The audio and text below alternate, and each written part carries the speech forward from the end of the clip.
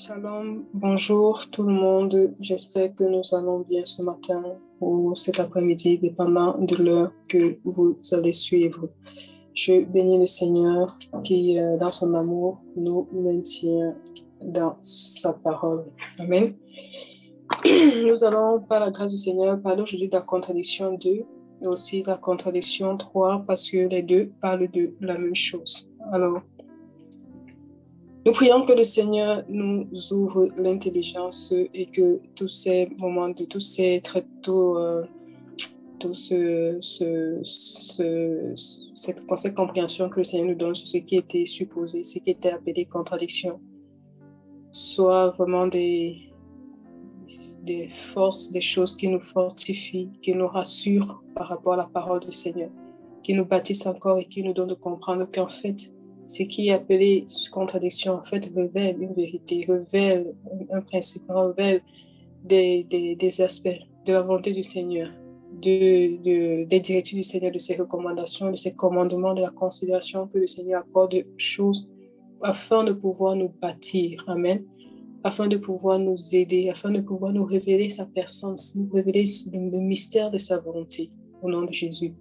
Seigneur, je prie que toute personne qui écoute, Seigneur, soit fortifiée dans ta parole et que la foi renaisse et que l'assurance que ta parole est vérité et vie, Seigneur, rejaillisse dans les cœurs au nom de Jésus qui sans arrête. Merci pour ce travail qui a été fait, Seigneur. Et nous prions que tous ceux qui ont trouvé en scène occasion de chute, Seigneur, puissent que ta main, ton esprit puisse encore, Seigneur, contester avec eux afin qu'ils puissent revenir à toi et qu'ils voient qu'en fait, par ce qui est appelé contradiction, tu nous révèles des choses profondes. Seigneur, que ton nom soit béni, que ton nom soit élevé et que tu puisses tirer la gloire et que ton esprit, Père, au travers de ça, puisse enseigner davantage toute personne qui entendra. Que cela porte du fruit dans les vies, que cela aide plusieurs personnes. Au nom de Jésus, nous te bénissons, tendre Père. Amen. Alors, la contradiction numéro 2 nous dit, avec ce compte, combien de combattants ont été dénombrés en Israël? 800 000 selon 2 Samuel 24, 9 ou 1 100 000 selon 1 Chronique 21, verset 5. La contradiction numéro 3, vous la verrez, c'est toujours sur le même verset. Alors, la contradiction, le 2 Samuel 24, verset 9 nous dit, j'explique le contexte. Alors, on avait déjà vu dans la contradiction numéro 1, pour ceux qui n'ont pas vu, vous n'avez qu'à rentrer dans la playlist de contradiction et vous verrez la contradiction numéro 1. On a vu la contradiction numéro 1 que le Seigneur était en colère contre le peuple parce que, naturellement, il y avait du péché. Le Seigneur voulait frapper. Alors seulement, il fallait qu'il y ait un motif.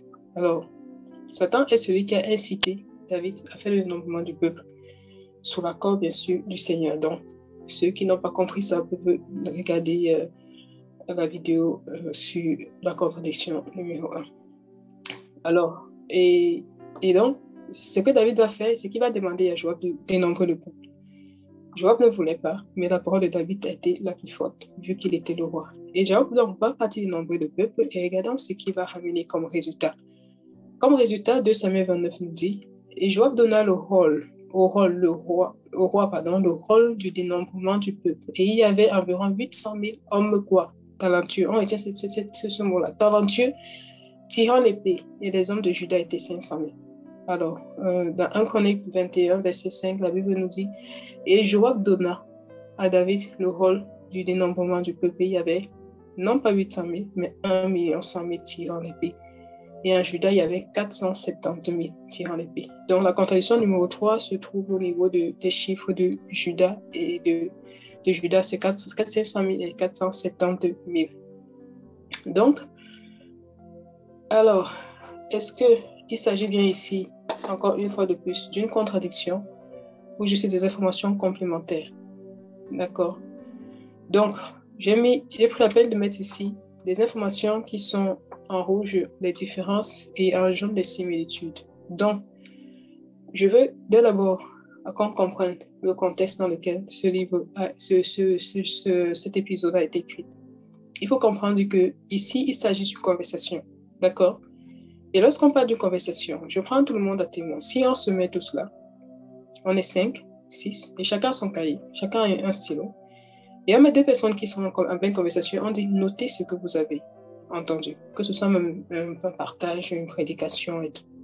Vous verrez que si il arrivait qu'on donne à chacun la capacité d'écrire des phrases de manière totalement exacte, c'est-à-dire sans paraphraser. Donc, c'est-à-dire de dire ce qu'ils ont entendu de manière exacte. Vous verrez que si la conversation suit son cours, les 5 personnes qui sont là pour relever les parties, les clichés des conversations ne relèveront pas forcément les mêmes choses. Pourquoi? Parce que leur attention ne sera pas attirée sur les mêmes choses. Et le Seigneur fait ça exprès. Du coup, à la fin, quand on va dire qu'est-ce que vous avez suivi, il y a une personne qui va dire A, l'autre va dire B, l'autre va dire C, l'autre va dire D. Parfois, même celui qui a dit D n'a pas entendu ce que A a dit. D'accord? Mais vous allez voir que ce que chacun a entendu, c'est ce qui explique, c'est ce qui attire l'attention sur sa façon de voir les choses, sur ce qu'il devait comprendre, sur les questions qu'il se posait, sur des remarques qu'il a fait dans la vie et que les conversations venaient confirmer. Mais rarement, vous allez voir, je m'avais dit, de manière possible, vous allez voir des gens qui vont vous dire exactement la même chose. Donc, dans ce cas-ci, il s'agissait d'une conversation. Ça veut dire que Joab n'est pas venu dire à David, voici 800 000, j'ai trouvé 800 000 et 500 000 est parti. Il y a eu un échange. Et dans cet échange, l'auteur de Samuel a retenu quelque chose. L'auteur de Chronique a retenu quelque chose, mais les deux ne sont pas contradictoires. C'est un peu comme si, je prends un autre exemple pour mieux expliquer. Alors, on décrit une scène d'accident. Quelqu'un va dire, il y avait, supposons qu'il y a quelqu'un qui est juste couché dans un accident de moto. Et peut-être il y a 3 femmes qui avancent. Il y a peut-être 1 ou 2 qui sont très zélées à vouloir aider la personne à porter tout. Alors, il y a on va prendre 2 témoins. Il y a une personne qui va relater en se disant, il y a une femme qui est venue aider le monsieur. La deuxième personne va relater, va dire, en fait, il y avait 2 femmes qui sont venues aider. Mais vous allez voir qu'en fait, les informations ne sont pas contradictoires, mais sont complémentaires. Ça veut dire que celui qui dit qu'il y a une femme ne dit pas qu'il n'y avait pas 3 femmes, mais dit, ce que moi j'ai vu, c'est une femme. Peut-être parce que la femme qui était la plus aidée, c'est celle qui l'a marqué. L'a marqué peut-être parce qu'il n'a jamais vu un zèle comme ça, parce que c'est un zèle qu'il a déjà vu, qui ressemble à quelqu'un qu'il connaissait. L'a marqué peut-être parce que cette personne ressemble à une tante, un oncle et tout, ou bien cette personne a une attitude, ou peut-être cette personne a une corpulence qu'il n'a pas souvent trop vue, qui attire son attention. Donc, il y a quelque chose qui va faire que, en fait, il va s'arrêter dessus. Et l'autre va se dire, non, en fait, moi, j'ai vu 2. Et une autre personne va dire, en fait, j'ai vu 3. Et si on a écrit tout ça dans un livre, on va dire, c'est contradictoire. Non, c'est pas contradictoire. Chacun a relevé un aspect de ce qu'il a marqué. Et 2 Samuel 24, verset 9, nous dit quelque chose. Il nous dit, ce qui était traduit par la version que j'ai lue plus haut, talentueux, il nous dit qu'en fait, quand Joab a dénombré, il dit, Joab a trouvé 800 000 hommes de guerre, hommes talentueux, des Ishaïr, tirant l'épée. Ish, c'est homme, Ishaïr, le vaillant. Et Chronique nous dit qu'en fait, il a trouvé 1,1 million. D'accord? Donc, 2 Samuel 24, si c'était une conversation, dans Samuel, il dit, les hommes vaillants que j'ai trouvés, il y a 800 000. Chronique nous dit, les hommes de guerre que j'ai trouvés, il y a 1,1 million. Maintenant, je pose la question, est-ce que tous les hommes de guerre sont des hommes vaillants? Est-ce que tous ceux qui vont en guerre sont des hommes vaillants? Parfois, il peut y avoir même une situation, on appelle, parce que tu es dans l'armée, tu es obligé de partir, mais toi-même, tu sais pas, tu sais que j'aimerais bien être à la maison. D'autres vont voir s'ils sont excités par le combat. Est-ce que tous les hommes de guerre sont des hommes vaillants? Donc, il y a un attribut, un épithète, je veux dire, qui a été mis là, c'est le vaillant. Traduit ici par guerre, mais en hébreu, c'est Ishaïl. Donc, pour mieux comprendre ça, regardons, parce que ça nous enseigne une vérité très profonde de la considération des personnes dans l'armée. Comme on appelle l'Éternel des armées, Yahweh Sabaoth, on comprend que c'est des armées. Or, dans cette armée-là, il y a de quoi? Il y a des hommes de guerre, il y a des vaillants hommes de guerre. Lequel es-tu? On y reviendra. Alors, y a-t-il une différence entre les hommes de guerre et les vaillants hommes de guerre? La Bible nous donne une information dans Deutéronome 20, verset 8. Moïse rappelle la loi à la nouvelle génération. Parce que la première génération des hommes de guerre qui avaient été dénombrés étaient tous morts. Et il fallait qu'ils rappellent la loi à la nouvelle génération pour qu'ils sachent les principes du Seigneur. Deutéronome 28 nous dit, lorsque le peuple devait être rassemblé pour la guerre, les officiers continueront à parler au peuple. D'accord? Je suis en train de lire. Et ils diront, ça c'est dans la version du second, qui est celui qui a peur et qui manque de courage? qu'il aille et retourne chez lui, afin que ses frères ne se découragent pas comme lui. Donc, on a bien compris. Avant d'aller en guerre, on devait rassembler les hommes de guerre. On devait demander, est-ce qu'il y a un peureux?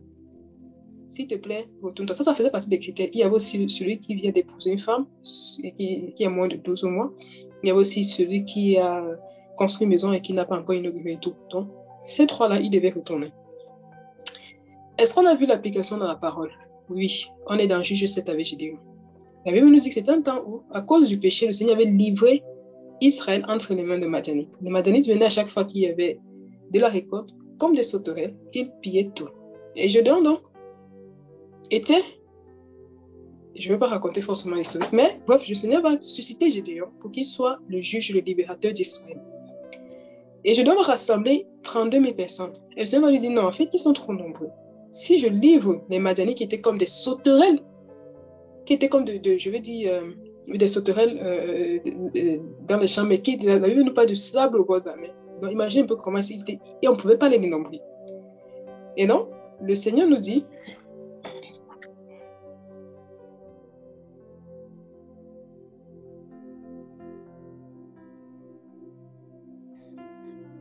pardon, le Seigneur dit, applique Deutéronome 28. Comment? Voici ce que le Seigneur dit. Publie donc aux oreilles du peuple que celui qui est craintif et qui a peur s'en retourne et s'éloigne de la montagne de Galade. Et combien d'hommes se sont retirés des 32 000? 22 000 hommes parmi le peuple s'en retournaient et il en resta 10 000. 22 000 hommes. Ils se sont retournés. Il restait 10 000. Pourquoi? Parce qu'il y avait 10 000 vaillants, 10 000 courageux, il y avait 22 000 peureux. Un autre cas où on a vu ça, on est avec l'histoire de David et de Uri. La Bible nous dit qu'au temps où les rois allaient en guerre, David, il est resté. D'accord? Il n'était pas dans la volonté du Seigneur. Le temps où les rois allaient en guerre, David est resté, étant roi. Et pendant qu'il se promenait un soir, il était dans l'oisiveté, alors qu'il devait être occupé au combat, David aperçoit une femme extraordinairement belle qui se douchait. Il l'a aperçue toute nue. Il l'a convoitée, il l'a amenée, il l'a fait venir, il a couché avec, et elle a été enceinte. Sachant que dans la loi, si une femme avait commis l'adultère, il devait être et lapidée elle, et le monsieur avec qui il avait commis l'adultère. David, donc, se trouvant entre le clou et le marteau, qu'est-ce qu'il a fait? Il a fait venir Uri pour que Uri rentre et dorme chez lui, et comme ça, la grossesse devait être dissimulée. Et malheureusement pour David, il a eu affaire à un homme intègre. Amen. À un homme intègre. Alors, Uri a dit, je ne rentrerai pas chez moi. Quitte à ce que je sois sous, je resterai là parce que là-bas, il y a des hommes de guerre. Là-bas, il y a l'âge. Alors, David a vu qu'il ne pouvait rien faire. Il s'est dit, si le mari meurt selon la loi, la femme est libre. Donc, il faut que le mari meure. 2 Samuel 11, verset 14 nous dit, le lendemain matin, David a écrit, s'est levé de bonne heure. Il écrivit une lettre à Joab, le chef de l'armée, et il l'envoya par la main d'Uri. Et il dit quoi? Il écrivit dans cette lettre, laissez Uri au plus fort du combat, retirez-vous de lui, afin qu'il soit frappé et qu'il meure. Donc, Uri était à une place qui n'était pas là où les gars de front sont. David a dit, retirez-vous, les places devant. Non, on devait faire croire à Uri, écoute, tu es monté en grade, viens devant. Il devait passer devant. Et le moment où l'ennemi vient, il donne un signal, retirez-vous de lui, qu'il soit encerclé par l'ennemi et que l'ennemi le frappe. Joab, verset 16 nous dit, Joab, en assiégeant la ville, plaça Uri à l'endroit qui savait être défendu par qui? Par les Shaïl, ou les Ish-Shaïl, hommes de guerre, hommes vaillants. Ish, c'est pour parler de l'homme, pas des Shaïl, pas des soldats vaillants. Donc, dans l'armée du Seigneur, il fait une distinction entre les Ish-Shaïl, entre les hommes vaillants et les hommes de guerre. Tout le monde est un homme de guerre, mais tout le monde n'est pas vaillant. Tout le monde n'affronte pas à la même place les mêmes adversaires coriaces. Et donc, on conclut donc que 2 Samuel 24, Joab dit, en fait, ces deux sont complémentaires. Joab dit dans 1 Chronique 21, j'ai trouvé 1 100 000 de guerre, mais parmi, j'ai trouvé 300 000 peureux. 300 000 qui ne sont pas très vaillants. Donc, si tu es à guerre là, sache que ceux sur qui tu peux compter, ceux qui sont au front, ceux qui n'ont pas peur d'affronter l'ennemi, ceux qui n'ont pas peur d'aller en face, ceux qui ont un mental, ceux qui disent « je ne veux pas sauver ma vie, mais je suis prêt à la perdre afin de retrouver », tu en as 800 000. Amen. J'espère que c'est clair et qu'on a bien vu que en fait, il y avait juste un mot qui est venu faire la différence pour augmenter la compréhension et pour nous révéler que dans l'armée du Seigneur, on n'est pas tous considérés de la même façon. Et donc, ceci constitue une leçon. C'est une leçon pour nous. Amen. Est-ce qu'il y a encore d'autres leçons qu'on peut en tirer? Bien sûr. Alors, on va poursuivre cette deuxième partie, non plus parlant des contradictions, mais parlant de quelque chose qu'on peut ressortir au niveau de l'armée du Seigneur. On appelle le Seigneur des armées. La Bible dit qu'il n'a pas changé. Il est le même hier, aujourd'hui, éternellement. C'est-à-dire qu'aujourd'hui, encore qu'on peut dire Yahweh Sabaoth, c'est d'actualité. D'accord? Et donc, on va un peu s'intéresser à la notion d'armée, l'armée du Seigneur. Au recrutement, l'offre d'emploi, on va dire comme ça. Un appel à faire partie de cette armée-là, à devenir des Ishaïs, des hommes vaillants, sur qui le Seigneur peut compter. Et donc, en faisant de nombrement, le Seigneur te met à part. Amen. Alors, on va parler de, aussi, on a la description, le profil, ce qu'il offre à ceux qui sont dans son armée. Amen. Ce qu'il offre. Magnifique. Des avantages personnels qui sont intimes, qui sont liés entre toi et lui. Et donc, on ne sait pas, nous, on ne sait pas forcément. Il y a des choses dans l'intimité, des avantages qu'il te donne et que ça reste entre toi et lui. On parlera de ça. On parlera de cette possibilité de monter en grade dans son armée. Amen. Ce n'est pas une armée comme une entreprise où on ne forme pas les gens, on ne donne pas des avantages, on ne fait pas croître leur position. Non. Elle est différente. L'armée du Seigneur, de Yahweh Sabaoth. Allons-y, puisqu'on a parlé des armées. Alors, on a vu un soldat ne devait pas avoir peur. On a vu que notre Dieu s'appelait Yahweh Sabaoth. Et on a vu que si on parle de Yahweh Sabaoth, c'est qu'on parle de guerre. D'accord? Et on peut se poser la question, est-ce que la guerre, est-ce qu'elle nous concerne encore aujourd'hui? Est-ce que ça nous concerne encore aujourd'hui? On a un Éphésiens 6:12, c'est la Nouvelle Alliance, qui nous dit, parce que notre lutte, ou bien nous n'avons pas à lutter, n'est pas contre le sang et la chair. On nous informe ici qu'il y a un mot, la lutte. Mais contre qui? Les principautés, contre les autorités, contre les seigneurs du monde des ténèbres, de cet âge, contre les esprits de méchanceté qui sont dans les lieux célestes. Donc, ça veut dire qu'on est encore en guerre. Amen.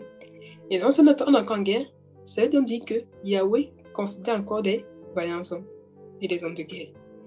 Lequel es-tu? J'espère que à la fin de ce partage, tu seras incité à désirer passer par le processus de formation par lequel on devient un vaillant homme et par lequel le Seigneur nous fait monter en grade. De telle sorte qu'on n'affronte plus les mêmes épreuves, mais on va dans les épreuves plus coriaces. Amen. Et c'est excitant. Parce que on verra bien à la fin que Yahweh note les œuvres des vaillants hommes. Alléluia. C'est beau. Vivre sur terre, une vie médiocre, non. Vivons notre Dieu. Cherchons à le vivre à fond. Amen. Cherchons à le vivre. Cherchons à vivre un peu de satisfaire l'esprit, un peu de satisfaire la chair. Non. Il faut choisir un côté où on est. Il faut y aller à fond. 1 Thessaloniciens 2:18 nous dit, c'est pourquoi nous avons voulu venir chez vous, moi, Paul, en effet, une fois et même quand 2 fois, mais qui Satan nous empêche. Donc, ce verset de 1 Thessaloniciens 2, verset 18 prouve effectivement, comme Éphésiens 6:12 dit, dans des lieux célestes, il y a des dominations, il y a des autorités, il y a des princes. Et Paul dit ici, en fait, moi j'ai voulu venir chez vous, mais qui m'a empêché? Satan.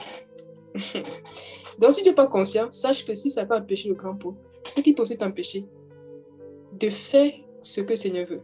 Pourquoi? Quelle était l'intention de Paul? 1 Thessaloniciens 3 nous dit, priant jour et nuit, avec quoi? Beaucoup d'instances pour voir votre visage et compléter ce qui manque à votre foi. L'ennemi ne voulait pas qu'un homme généreux, comme Paul, il y a des chrétiens qui ne sont pas généreux, qui à la parole ne sont pas généreux. Paul était un homme généreux. Amen. Il aimait donner la parole. Il restait comme ça, il dit, qu'est-ce que je peux faire pour compléter la foi de mes frères? Est-ce que toi aussi c'est ton souci? Est-ce que toi c'est ton souci? Ou on t'a dit ne désire pas l'onction, ne fais pas croire tes talents. Je t'assure, cette hérésie-là va te faire rendre compte au Seigneur. D'accord? 1 Thessaloniciens 3:10 nous dit, Paul voulait compléter ce qui manquait à leur foi. Il a voulu venir une fois et même deux fois, mais Satan l'a empêché. Satan a mis tout en œuvre. Il a utilisé les personnes, tout ça, pour dire, Paul, tu n'iras pas là. Et c'était aussi la volonté du Seigneur. Pourquoi?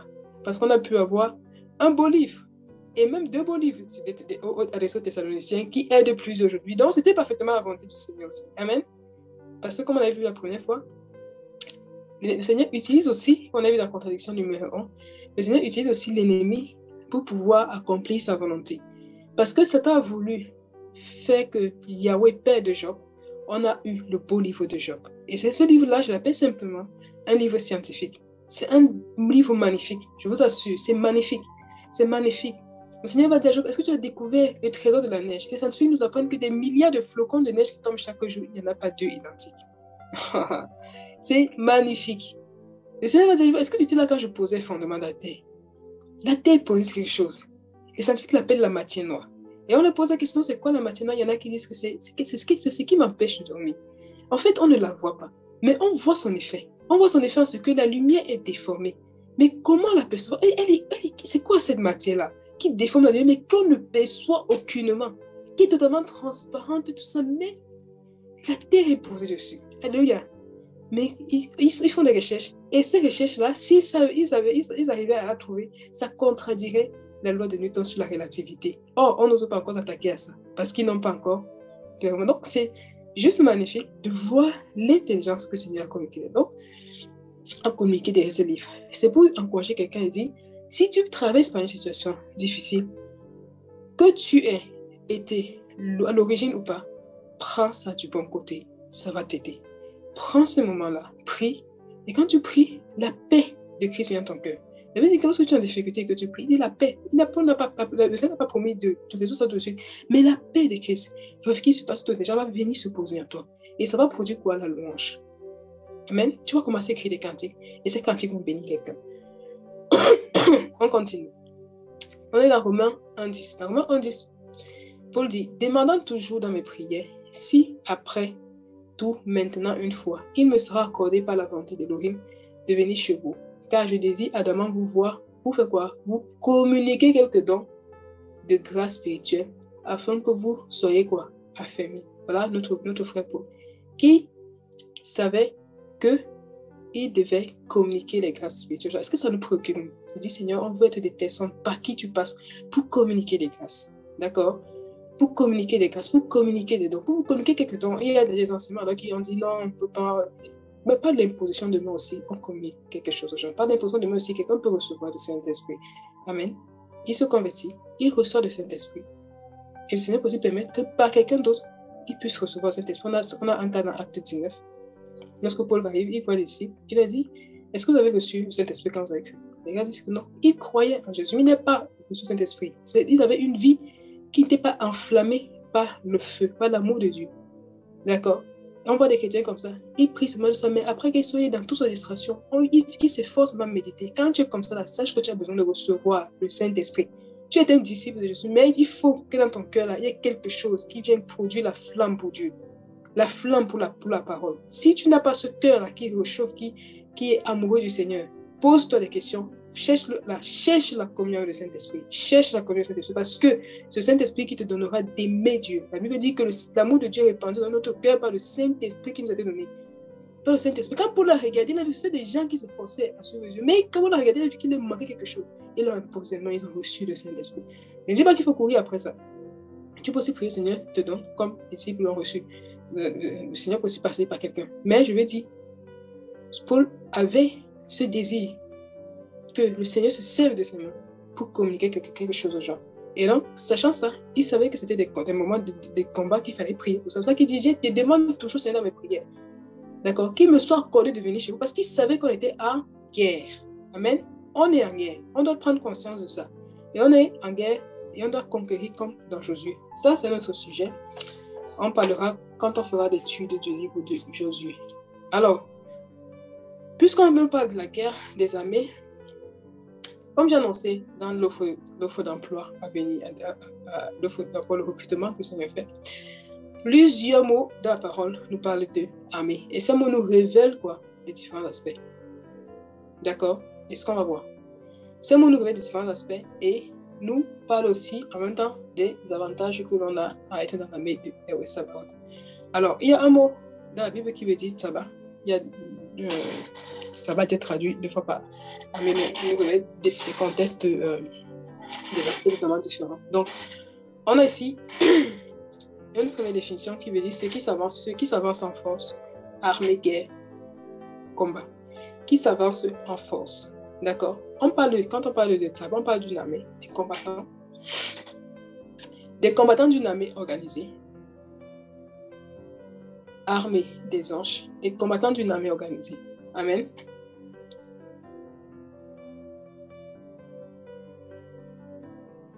Alors, j'explique le mot et ensuite je vais montrer là où ce mot a été utilisé. Donc, dans 1 Samuel 1, verset 13, on nous parle de quoi? De Sabaoth. C'est Sabaoth qui vient se coller au nom d'Élohim, qui vient se coller au nom de Dieu, pour nous parler du Dieu des armées, qui veut dire Seigneur des armées d'anges, de toutes les forces de la nature. Allons-y. Une toute première fois qu'on voit ce mot dans la parole, c'est quoi? C'est avec Genèse 2:1. Oh, j'aime ce passage. La Bible dit, ainsi fut achevé. On retient ce mot, achevé. On y reviendra. Ainsi fut achevé les cieux et la terre et toute quoi leur armée. Alléluia. Ainsi fut achevé. On est ici. Ainsi fut achevé. Donc, ça dit quand le Seigneur a commencé, il a créé. La Bible ne nous dit pas qu'il avait créé à ce moment le peuple d'Israël. Il a créé. La lumière est apparue. Il a créé la végétation. Il a créé les luminaires. Il a créé. Et la Bible dit dans Genèse 2 qu'il a achevé les cieux et toute leur armée. C'est magnifique parce qu'avant que l'armée soit terrestre, elle était céleste. Par quoi? Ici, ça c'est la première phrase de la Bible. Ce premier mot, c'est Bereshit. C'est dit, Bereshit. Bara. Elohim, Et, qui n'a pas été traduit. Hashamarim, pas des cieux. Veet, Eret. Eret, c'est la terre. Donc, comme on connaît bien, au commencement, Bara, crier, Kriya, Elohim, Et, Aleph, n'a pas été traduit. Les cieux, Veet, n'a pas été traduit aussi, la terre. Alors, pourquoi je prends ce passage? Ce passage vient tout simplement confirmer Genèse 2:1 en ce que la Bible nous dit qu'au commencement, Elohim va faire quelque chose dans Hashamarim. Bara Elohim et Hashamarim. Regardons. C'est-à-dire qu'au commencement, Aleph Tav, le Seigneur va dans Hashamarim. Il va faire quelque chose dans Hashamarim. Pas le Aleph Tav, pas Christ. Le Tav, bon, je ne vais pas parler de ça parce que c'est un autre sujet. Mais, par le Aleph Taf, il va faire quelque chose dans le ciel. Et ensuite, par le Veet, Aleph Taf, ici, il va faire quelque chose sur la terre. Il va reproduire ça sur la terre. Et en ça, Christ nous enseigne en disant qu'on a Luc 11, verset 2, il dit, quand vous priez, dites, notre Père qui est dans le ciel, que ton nom soit sanctifié, que ton règne vienne, que ta volonté soit faite où? Comme dans le ciel, aussi sur la terre. Comme ta volonté est faite dans le ciel, à Hashamarim, et que ta volonté soit faite sur la terre, par quoi? Par le Veet, le Aleph Tav, par Christ, par l'œuvre de la croix. Amen. Par l'œuvre de la croix. Par cette échelle-là de Jacob, où les anges montaient et descendaient, les messagers montaient et descendaient, avec les messages, la volonté du Seigneur. Donc, par le Aleph Tav, le Seigneur a fait quelque chose dans le ciel, et il est venu le reproduire sur la terre. Et un autre passage, il y a plein de passages qui le confirment. On a aussi le cas avec Abraham. On y reviendra. Abraham. Le Seigneur va dire à Abraham, lève tes yeux. Est-ce que tu peux dénombrer? Lève tes yeux, regarde dans le ciel. Et après, il va dire, regarde sur la terre. Donc, on va dire qu'ici, le Seigneur montrait que, on y reviendra quand on parle des lampes, des luminaires. Bref, ici, donc, ce qu'il faut comprendre, c'est que quand on parle d'armée, ce n'est pas d'abord terrestre, c'est quelque chose qui est dans le ciel et que le Seigneur a reproduit sur la terre. Et en plus, la Bible nous parle de quoi? Des anges qui sont des combattants, comme par exemple qui? Gabriel. Donc, quand l'ennemi, par exemple, a péché au ciel, il a combattu avec qui? Gabriel, contre Gabriel et ses anges. Donc, nous comprenons par là que le Seigneur a d'abord fait quelque chose dans le ciel. Avec avec le Ve'et, avec le Aleph Taf, pas le Aleph Taf, mais avec lui qui a fondé le monde, Christ, par la parole. Donc, pas le Aleph Taf qui représente Christ, il a fait quelque chose dans Hachamaïm, et pas le Ve'et, Aleph Taf encore, et le Vav, il a fait quelque chose dans Eret, la terre. Alors, on a, comme je le disais, notre mot tabac. Ainsi fut achevé les cieux et la terre et tout leur armée. Achevé. Achevé, notre mot achevé vient de quoi? Vient de Kala. Et donc, pourquoi j'ai mis Jean 5, 17? Pourquoi? Parce que il est important de comprendre que lorsqu'on parle de l'armée et qu'on parle de Seigneur qui a achevé les armées et qu'on parle de l'armée qui est en guerre, il faut comprendre que le Père est un Père qui travaille. Donc, le Seigneur dit, comme le Père travaille, moi aussi je travaille. Et tout ça, c'est pas quoi? C'est pas le Aleph Taf. C'est-à-dire que ce que le Père fait dans le ciel, pas le Fils qui le fait sur la terre. Amen. Ce qu'il fait dans le ciel, pas le Fils qui le fait sur la terre. C'est pour ça que Christ dit, quand il enseigne dans Luc 11, il dit que ta volonté qui est faite dans le ciel, de même se fasse sur la terre, pas le Ve'et, pas le Aleph Taf. Alors, notre mot achevé, ça vient de Kala. Alors, on peut directement ici voir le Kaf, le Lamed et le He. Le Kala veut dire quoi?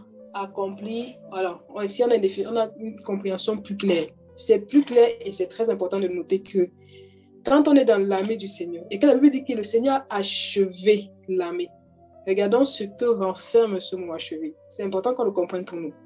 Achevé veut dire accompli, consumé, déterminé, fini, manqué, être complet, être accompli, être fini, être au bout, être dépensé. C'est pour ça que j'ai mis ce Jean 5, 17. C'est pour qu'on comprenne que lorsqu'on rentre dans l'armée du Seigneur, il faut savoir que le Seigneur doit pouvoir travailler en nous. Il doit pouvoir travailler en nous afin de faire quoi? Afin de nous achever. C'est-à-dire quoi? De nous rendre complets. D'accord? C'est-à-dire quoi? De nous amener à maturité, de nous compléter, de finir avec nous, de nous détruire, voilà, de nous détruire. C'est ce mot que je cherchais, de nous exterminer. Exterminer quoi? Exterminer le nous. Exterminer le moi. Nous clouer à la croix. C'est ça. Tout ça, ça rentre dans le mot Kala, qu'il a achevé les cieux. C'est-à-dire qu'il a travaillé les cieux jusqu'à ce que les cieux arrivent à un état qu'il aimait. Il a travaillé son armée jusqu'à ce que son armée arrive à l'état qu'il veut. Or, le Seigneur dit dans Jean 5, 17, comme mon Père travaille, moi aussi je travaille. Et le premier verset de la Bible nous montre que quoi? Qu'au commencement, on va bara. Après le Bereshit, on dit que si on rentre au Bereshit, on va sortir. Mais ce n'est pas ça le but. Bereshit bara. Donc on voit déjà un Elohim qui bara. Un Elohim qui crée quelque chose. On voit déjà un Dieu qui travaille depuis le commencement. Or, il n'a pas changé. C'est-à-dire qu'il travaille toujours en nous. Donc, que chacun comprenne que quand je m'en vais dans la main du Seigneur, c'est pour qu'il me dépouille de quoi? De la vaine manière de vivre que j'ai hérité de mon Père.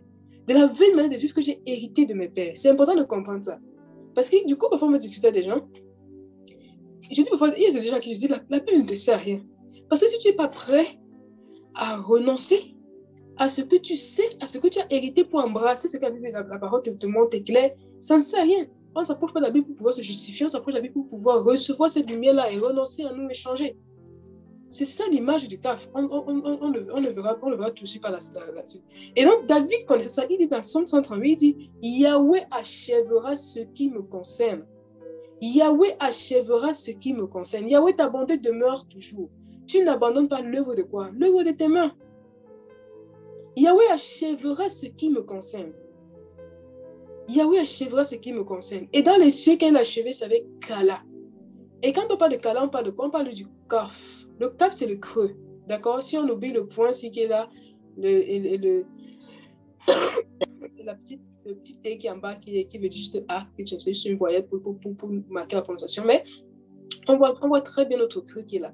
D'accord? Ça veut dire que celui qui se dépouille de toutes ces choses sera un vase. Quand on parle de vase, on parle de quelque chose qui peut contenir quelque chose, qui peut contenir une substance, qui peut contenir un solide. Et ce quelque chose qui peut contenir, c'est matériel, ce n'est pas le caf. Le caf, ça veut dire un creux. Un creux. Pour que tu sois une corne qui puisse contenir de l'huile, il faut que tu sois une corne creuse. Amen. Il faut que tu sois une corne creuse. Pour ça, il faut quoi? Il faut que tu te creuses. Il faut que le Seigneur te creuse. Se creuser, c'est quoi? C'est lorsque je renonce à tel truc que je ne sais pas, à tel truc que je connais. Je crois tout bien. Je renonce à l'orgueil. Je renonce. À chaque fois quand je renonce, je retire ça de moi. Je crée un vide que le Seigneur va venir combler par son œil, par sa présence. Et ce caractère-là que je dois manifester, je ne le manifeste plus. Du coup, je manifeste le caractère de Christ parce qu'il est venu à la place. D'accord? Et lorsqu'on va lire au niveau de Jacob, David dit que comme Jacob résistait, le Seigneur l'a brisé au creux de la hanche. Le creux.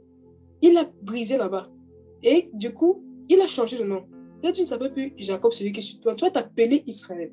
Et la Bible dit qu'ensuite, pour que Jacob marche, il utilisait quoi? Il se servait d'un bâton. Il se servait d'un bâton. Et le Seigneur lui dit, tu as vaincu. Parce que le Seigneur nous considère victorieux quand il nous a vaincus. C'est lui qui a été brisé. Le Seigneur dit, tu as vaincu. Donc, tu es celui qui te déclare vainqueur quand il t'a vaincu. Le Seigneur te déclare vainqueur quand tu marches désormais en t'appuyant sur le bâton qui est l'image de la croix. Là, le Seigneur te dit, tu es vainqueur. Et c'est pour ça que l'on peut dire, on a la victoire. Pourquoi? Parce qu'on marche en s'appuyant sur la croix, sur le bâton de la croix. Amen. Ça, c'est le CAF, par lequel le Seigneur nous achève. Donc, quand on rentre dans la main du Seigneur, sachant que il doit pouvoir faire le creux. Ensuite, par le cas là, la deuxième lettre là, c'est le lamet. Le lamet.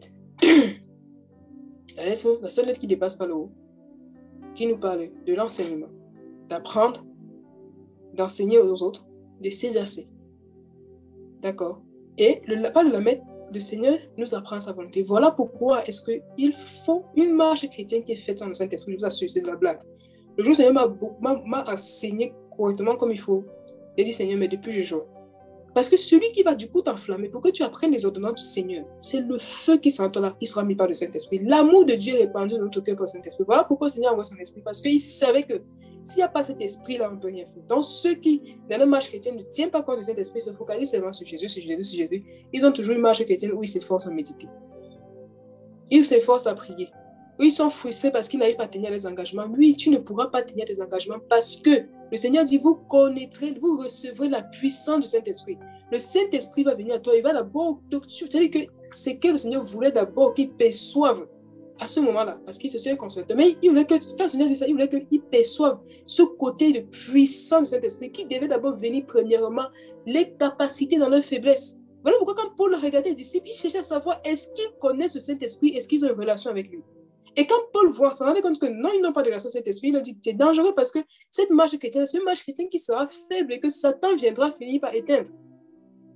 Tu vas rester dans la routine parce que tu sais que tu ne peux pas abandonner la foi parce que sinon tu vas aller en enfer. Mais toi-même, tu sais que tu n'as pas une vie qui est enflammée. Tu n'as pas une vie où tu as l'énergie de la recherche de Dieu. Tu n'es pas excité par les choses de Dieu. Tu t'efforces à ne pas regarder les séries mondaines, mais ton cœur y est. Pourquoi? Parce qu'il faut que tu croises le Saint-Esprit qui va venir te capaciter dans la faiblesse, qui va venir t'aider à aimer Dieu et à renoncer. D'accord? Et le lamed nous aide à ça. Nous aide à apprendre à nous exercer. Nous aide, nous console quand on passe par des épreuves, comprenant que c'est pour notre bien. Ensuite, le kala, le Seigneur ne te laisse pas là. Quand il t'a creusé et qu'il a mis son enseignement, qu'est-ce qu'il fait? Il vient mettre le ré. Le ré te donne la vie et le ré te capacite à pouvoir porter la vie. Ici, j'ai mis l'exemple d'Abraham. D'accord? Abraham s'appelait Abraham. Donc, c'est le Aleph, le Bet, le Resh, le même. Donc, il n'y avait pas de H, de Ré, de H, de Ré. D'accord? Et donc, Sarah s'appelait Saraï. Et ça finissait avec un Yod. Or, le Yod, ça vaut 10, c'est-à-dire 2 fois le He. Le He vaut 5. Donc, ce que le Seigneur a fait, c'est qu'il a retiré le Yod de Sarah. Il a divisé en deux. Il a donné le He à Sarah. C'est un peu Saraï avec un Yod. Et il a mis l'autre He dans le ventre d'Abraham. Et qu'est-ce que cela a produit en eux? Ils ont été capables de porter une œuvre céleste en eux. Isaac. Donc, du coup, pas le He, le Seigneur fait vivre en toi quoi?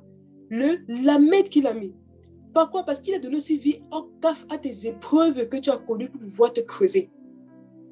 Ça, c'est comme ça que le Seigneur nous accomplit. C'est comme ça que le Seigneur nous touche. C'est comme ça qu'il nous parfait. C'est comme ça qu'il nous détruit. C'est comme ça qu'il nous fait vivre. C'est comme ça qu'il manifeste son amour à nous. C'est comme ça que le Seigneur agit. Amen. Yahweh achèvera ce qui me concerne. Continuons. Ça, c'est bon pour armée. Ça va. Un autre mot qui désigne armée et qui nous montre toujours notre aspect, c'est quoi? C'est le mot arak. Arak, c'est une racine. Alors, la Bible nous dit quoi? Nous dit dans Jérémie 14, Jérémie 50, 14. Rangez-vous en bataille. Amen. Parce que si on a une armée, comme on a vu ici, là, ce sont des gens que le Seigneur met comment? En ordre. On va avancer de manière ordonnée. Ah voilà, c'est ça. Voilà, combattant d'une armée organisée. Combattant d'une armée organisée. Cette armée organisée-là, il l'organise aussi avec quoi? Avec le Arak, c'est ça que je cherchais. Arak. Il dit, rangez-vous en bataille autour de Babylone, vous tous archers, tirez contre elle, épargnez par des flèches, car elle a péché contre l'Éternel. Rangez-vous en bataille. Amen. Ce sont des gens que le Seigneur range. Le Seigneur t'ordonne. Il t'ordonne et tu connais ta place. Tu n'en vis pas les autres. Ce n'est pas celui qui prêche, qui partage aux gens qui est le plus grand. L'œuvre de Dieu, c'est le travail que Dieu lui-même fait. L'œuvre de Dieu, c'est ce que Dieu lui-même fait. Dieu peut faire son œuvre à travers quelqu'un qui enseigne. Dieu fait son œuvre à travers quelqu'un qui chante. Dieu fait son œuvre à travers un prophète. Dieu fait son œuvre à travers un pasteur. Dieu fait son œuvre à travers un intercesseur. Donc, même si tu n'as pas une grâce pour parler aux gens, parce qu'il y a des gens comme ça. Il y a des gens qui sont nés, ce sont des orateurs. Il y en a qui sont nés avec une belle voix. Ce sont des chantres. Ils chantent bien naturellement. D'autres doivent beaucoup travailler. Mais il y a changer la première, la deuxième fois, la troisième, la dernière, tout ça, c'est à eux. C'est des performances au cas, c'est à eux. Ils aiment chanter. Ils ne sont pas souvent trop à l'aise à parler, à prêcher. Ce n'est pas qu'ils n'ont pas le feu, mais ils sont à l'aise à chanter. Le Seigneur a des amis comme ça au rang des chantres. Mais l'œuvre de Dieu aussi, c'est l'intercession, et ce n'est pas le moindre. Parce que les vaillants, ce sont ceux qui affrontent dans la prière. Est-ce que Paul a compris comment il a remarqué tout à l'heure? Paul dit, je prie pour pouvoir venir chez vous. Parce qu'ils étaient conscients que quoi? Avant de pouvoir me déchirer, avant de pouvoir parler, je dois d'abord affronter, je dois d'abord avoir la victoire dans l'intimité. Parce que le Seigneur, durant 40 jours de désert, avait vaincu Satan. Il pouvait, après le désert, vaincre encore Satan. Parce qu'il a fait 40 jours d'intimité que personne n'avait vu si le Saint-Esprit ne nous avait pas dit. Et durant ces jours, 40 jours, jour et nuit, Satan le tentait. 40 jours et nuit, le Seigneur a vaincu Satan. Et donc, quand le Seigneur sortait de là, la Bible dit qu'il était revêtu de puissance, c'était fort. Pourquoi? Parce que dans son caf, dans le fait qu'il était creusé, il est resté obéissant. Il est resté enseigné. L'esprit qui s'est déposé en lui a produit la vie. Donc, le Seigneur nous range en bataille. Cherche à connaître là où tu es. Comment on ne doit pas prier? Comment on ne doit pas prier? Parce que tout le monde, que ce soit celui qui prêche, celui qui chante, tous doivent d'abord être premièrement des gens qui mettent le genou au sol, qui prient beaucoup. Et quand on prie beaucoup, la prédication a beaucoup d'effets. Priez d'abord, ensuite prêchez. Ensuite, Jérémie 46, 3 nous dit, préparez le petit et le grand bouclier, marchez au combat. C'est-à-dire ranger en bataille, ranger, préparez le petit et marchez au combat. Amen. Or, on a vu qu'on est en guerre contre les principautés. Pourquoi? Pour que les gens se convertissent autour de nous. Pour que les élèves se convertissent. Nous, on peut prier pour nos enfants. Il y a des enfants qui n'ont pas la grâce d'avoir des parents qui prient. C'est nous qui devons prier pour eux. Amen. On continue avec le mot Arak. Arak nous dit, on dit dans Lévitique 4, regardons ce qui concerne ce qu'on range en bataille. Il rangera les lampes sur le chandelier d'or pur pour qu'elles brûlent continuellement. Donc, ici, ce mot qui est traduit, qui est défini ici par armée, a été utilisé pour parler des chandeliers. Or, c'est qui les chandeliers? Lévitique 6:5. Le feu brûlera sur le terre, il ne s'éteindra point chaque matin. Le sacrificateur, il brûlera le bois, arrangera quoi? L'holocauste, et brûlera la graisse des sacrifices d'action de grâce. On a vu Aha est utilisé pour parler des lampes, pour nous parler du bois, de l'holocauste, du bois. Il y a aussi des versets qui nous parlent de ranger le bois, c'est toujours avec Aha, qui nous parle aussi des plans de proposition, c'est toujours Aha. Or, chaque chose là nous représente nous aussi. Amen. Et donc, Genèse 1:14 nous parle de quoi? Du Seigneur, à partir du verset 14, nous parle du Seigneur qui a créé dans le ciel les luminaires. D'accord? Et on a vu que ces luminaires, ces lampes-là, c'était quoi? C'était aussi nous. C'est pour ça que le Seigneur va dire dans Genèse 15, Abraham, sors, compte tes étoiles du ciel. Est-ce que tu peux les compter? Ainsi seront tes fils. Ça veut pas de nous. Ça veut dire que dans la main du Seigneur, le Seigneur nous range en bataille.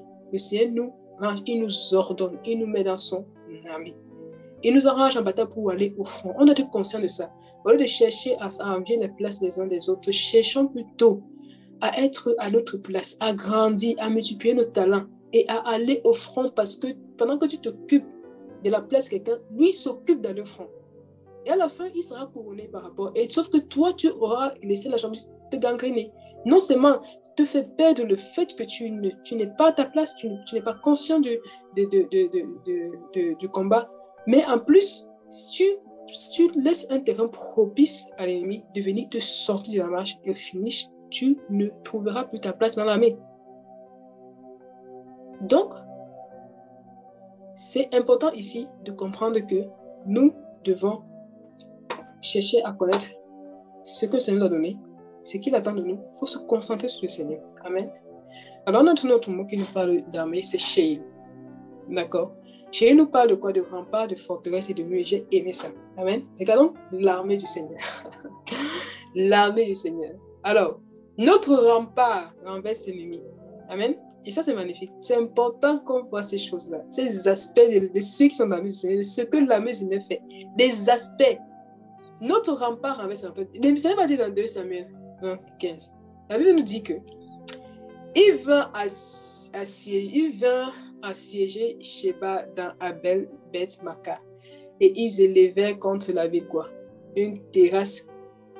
Et quand on a vu une terrasse qui atteignait le rempart, tout le peuple était avec Joab et sapait la muraille pour la faire tomber. Donc, les gars sont venus et ils se sont mis autour de la muraille. Et ils ont commencé à faire quoi? À la renverser. À la renverser. Ils étaient en guerre pour le peuple d'Israël. Tout le peuple qui était avec Joab sapait la muraille pour faire quoi? Pour la faire tomber. Le salut est notre rempart. Ésaïe 26:1 nous dit, en ce jour, on chantera ce cantique dans le pays de Juda. Nous avons une ville forte. Il nous donne le salut pour muraille et pour quoi? Et pour rempart. Et Ephésiens 6:17 nous dit, prenez le casque du salut et l'épée de l'esprit qui est la parole de Dieu. Notre salut. Donc, ceux qui sont dans l'armée du Seigneur bénéficient de quoi? D'un rempart. Le Seigneur va dire dans Zacharie, je serai une muraille de feu autour de toi. Et celui même qui va tester ça, c'est qui? C'est Satan. Satan va dire à Dieu, tu as mis un rempart autour de lui. Si tu es dans l'armée du Seigneur, tu as ça. Tu es dans le rempart, la forteresse, il y a un mur autour de toi. Et ton rempart là. Et quand le peuple se met autour, il renverse le rempart des ennemis. Il renverse. Amen. Pour l'attaquer, pour avoir cette victoire. Il renverse. C'est-à-dire que lorsque on arrive comme ça, les murs de Jéricho sont dressés, mettons nos tours, faisons ce qu'on a fait. L'armée du Seigneur, ils se mettent là. Il y a l'arche, il y a le chauffard, il y a le peuple. On marche silencieux, on reste concentré sur le Seigneur, on reste concentré sur la vision, la mission. On crée un rempart, un écart entre les sacrificateurs qui portent entre ceux qui portent l'arche et le peuple. Et on fait le tout, chacun à son poste, chacun obéissant au Seigneur. Et ensuite, lorsque le moment vient, pousser les cris de joie, les murailles tombent. Alléluia. Le rempart ici nous parle de quoi ici? Nous parle de veiller les uns sur les autres. Lorsqu'on veille les uns sur les autres, je lisais Hébreux 10, 24 qui m'a reçu beaucoup interpellé. C'est comme ça la première fois que je le lisais dans la Bible. Mais Hébreux 3, 13 nous dit, Exhortez-vous les uns les autres chaque jour, aussi longtemps qu'il est dit aujourd'hui, de peur que quelqu'un d'entre vous ne s'endurcisse par la séduction du péché. S'exhorter chaque jour, je vous assure, c'est un truc qui est très puissant. Ceux qui l'ont expérimenté peuvent vous dire la croissance que ça produit. Néhémie face à la menace de Sanballat Tobia. Regardons ce que peut faire un rempart. Regardons ce que peut faire un rempart. Donc, Paul dit que si on s'exhorte tous les jours les uns les autres, qu'est-ce qu'on fait? On est en train de veiller sur nous afin qu'il n'y a pas quelqu'un parmi nous qui peut se tomber dans la séduction du péché. Pourquoi? Parce que ce que le Seigneur te donne peut être la réponse à la prière de quelqu'un, peut être la réponse à l'inquiétude de quelqu'un, peut sortir quelqu'un du trou dans lequel il était, qu'il ne savait pas exprimer, qu'il ne voulait pas exprimer.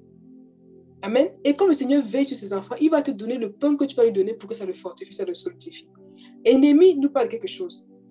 Quand Néhémie est revenu pour relever la muraille, il y a eu la menace de Sanballat Tobia. À un moment donné, quand elle était forte, le peuple a dû diviser le peuple en deux. Regardons la muraille. Il y avait un peuple qui était à l'arrière avec des armes. Il y avait la moitié du peuple qui était au niveau de la muraille. Ils tenaient à leur main. D'un côté, ils avaient les armes à la main. Et de l'autre côté, d'une main, ils tenaient les armes et d'une autre main, ils construisaient la muraille.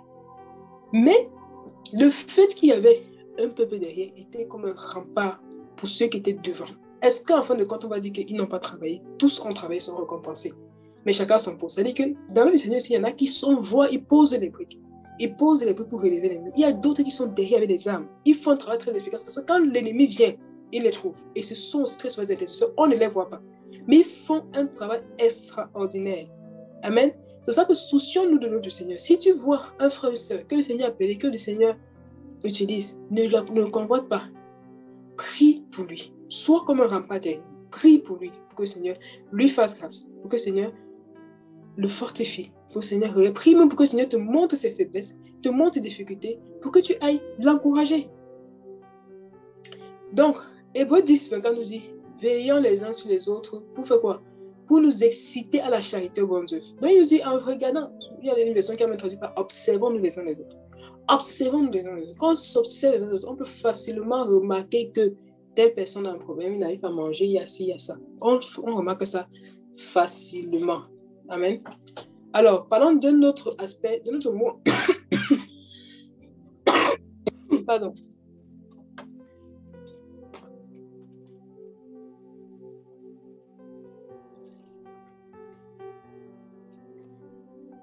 Parlons d'un autre mot qui est traduit, je ne sais pas, armé, et qui nous donne encore une autre vérité.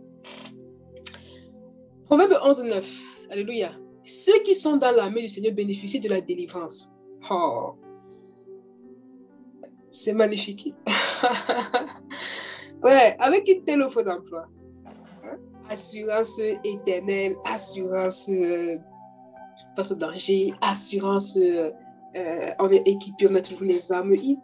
Tout est toujours à temps et sur mesure. Assurance providence, assurance grâce, assurance paix.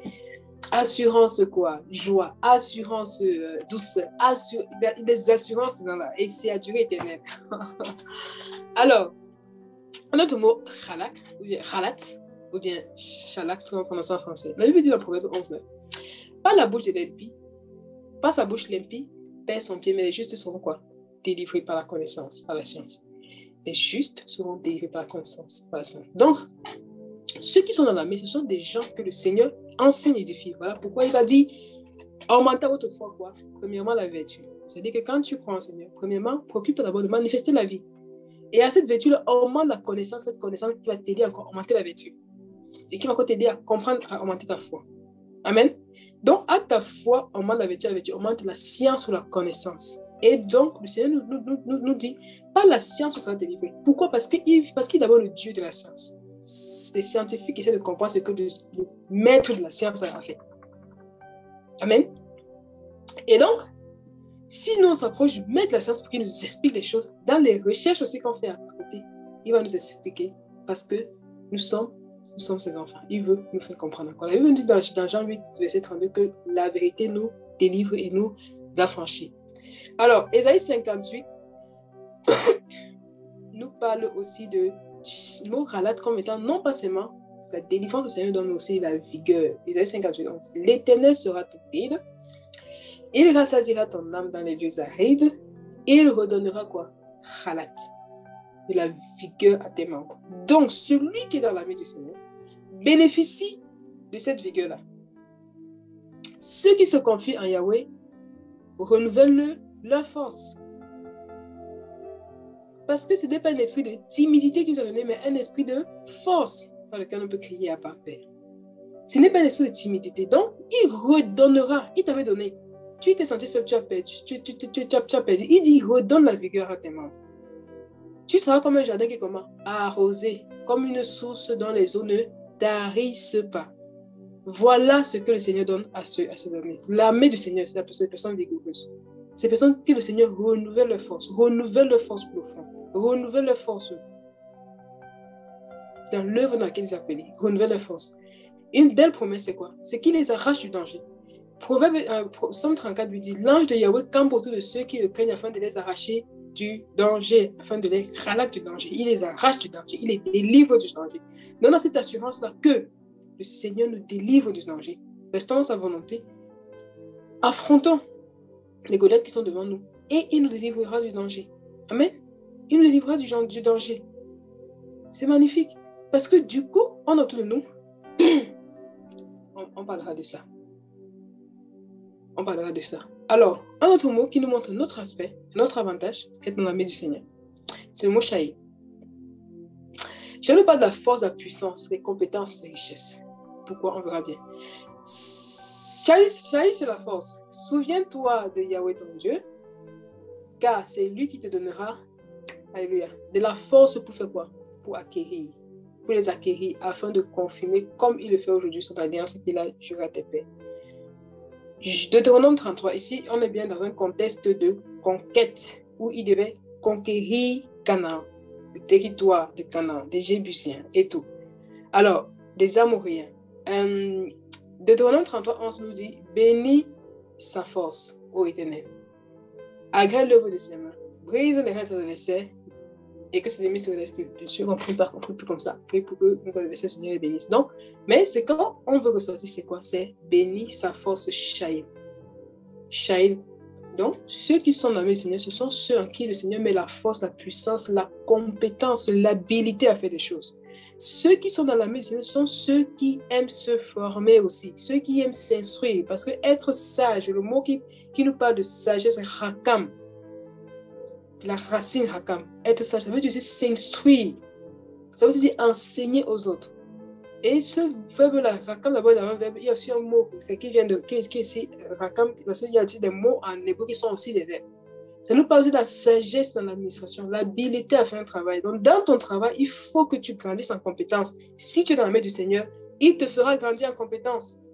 Mais il ne viendra pas te donner ça comme un don. Il faudra que toi-même, tu te ménages pour grandir en compétences. Amen. Il faut aimer la compétence. Le Seigneur va dire à Gédéon, va faire l'holocauste. Va détruire l'autel d'Astarté. Et consume mon autel. Prends le bois le bois qu'elle l'emmène d'Astarté. C'est ça que tu vas venir mettre sur mon holocauste. Parce qu'il avait demandé à Gédéon de prendre deux vaches. Il y avait une vache de 7 ans. Il a dit, la vache de 7 ans là, offre-la moi en holocauste. On est dans Juge 6, verset 26, verset 25 et 26. La fin de la phrase du verset 26 nous dit, c'est avec le bois d'Astarté. C'est ça que tu vas venir faire mon holocauste. Le feu de l'holocauste sanctifie le bois. Mais pourquoi le Seigneur a voulu que ce soit le bois d'Astarté? D'accord? Parce que le bois d'Astarté ici là est aussi... Je vais faire un partage dessus. Je n'ai pas vraiment trop envie de... Je vais faire un partage dessus. Mais c'est aussi en gros la même chose que le Seigneur a dit aux Israéliens, qu'elle a dit, allez dépouiller les Égyptiens. Allez prendre l'eau des Égyptiens. Imaginez l'eau des Égyptiens, des inconvertis. Ils devaient avoir les ors en forme de dragon, de serpent, de scorpion, de morphée, de momie, tout ça là. Mais le Seigneur n'a pas trouvé un problème à ça. Et c'est cette eau-là qui a servi à la construction du tabernacle et des ustensiles dans le désert. Donc, le bois avec l'emblème d'Astarté aussi, c'est quoi? C'est la connaissance. Ce sont les diplômes que tu peux chercher dans le monde, qu'il veut que tu aies cherché. Et quand tu viens avec ça, il dit, avant ça servait à Astarté, maintenant ça va servir à mon œuvre. Mais le Seigneur veut que ce soit le bois d'Astarté que tu ramènes.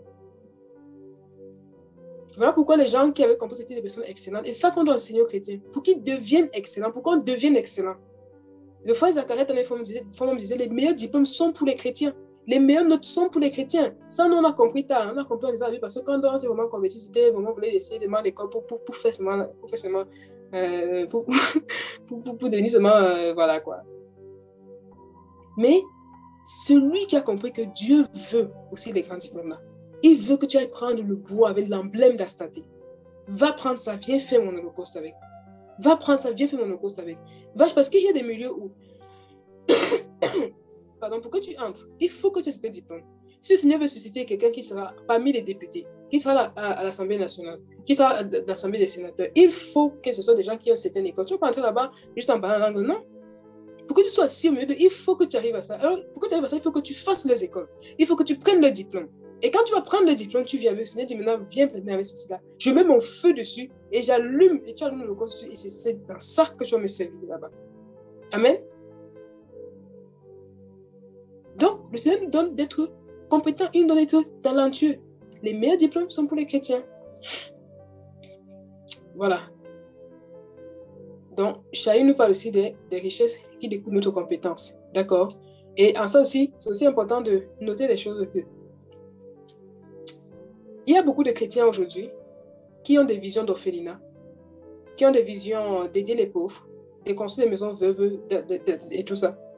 Mais très souvent, ce qu'ils vont faire, c'est quoi? C'est qu'ils vont faire le plan et puis ils vont soumettre le projet au Seigneur en priant que le Seigneur touche les gens qui vont donner les dons. Ah. Quand tu as une vision du Seigneur, quand tu as un projet, ne te dis pas forcément que tu vas soumettre pour que les gens te touchent les gens. Le monde devient de plus en plus difficile. Ça fait que même la charité diminue. Le Seigneur dit que quand il va revenir, est-ce qu'il va trouver la foi? Et à cause des souffrances qui sont développées, même l'amour du plus grand se fatigue. Quand l'amour se fatigue, envers Dieu, ça se fatigue, c'est envers les gens. Regardons, imaginons quelqu'un, un frère qui a le feu pour le Seigneur, qui peut-être dans un pays africain touche 200 000. Avec ça, il paie peut-être sa chambre de location à 30 000. Avec ses charges et manger, il a peut-être 60 000. Et chaque mois, il peut garder 100 000, on va dire. Il aide les gens peut-être avec 20 000, 30 000. Il fait une épargne. Demain, le frère se marie. Il ne va plus payer une chambre de 30 000. Il va pas commencer par un studio.